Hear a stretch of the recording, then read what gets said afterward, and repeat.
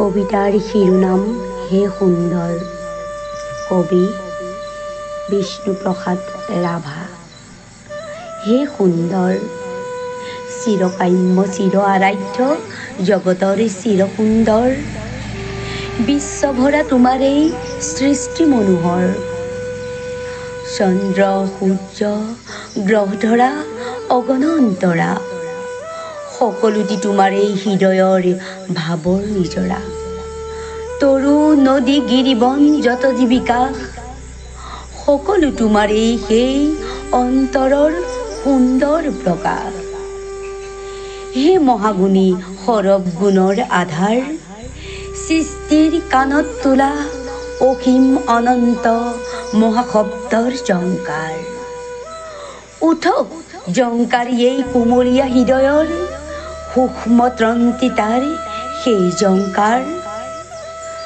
তোমাৰ এই মোহনীয় মধুৰ পৰশ লাগি প্ৰকৃতিৰ ফুলনিত, ৰূপহী চুপহী জাগি নিদ্ৰা ভাগি মুঞ্জৰিত হৈ উঠে ফুলি তন্দাটোৰ আহি পাহি মেলি।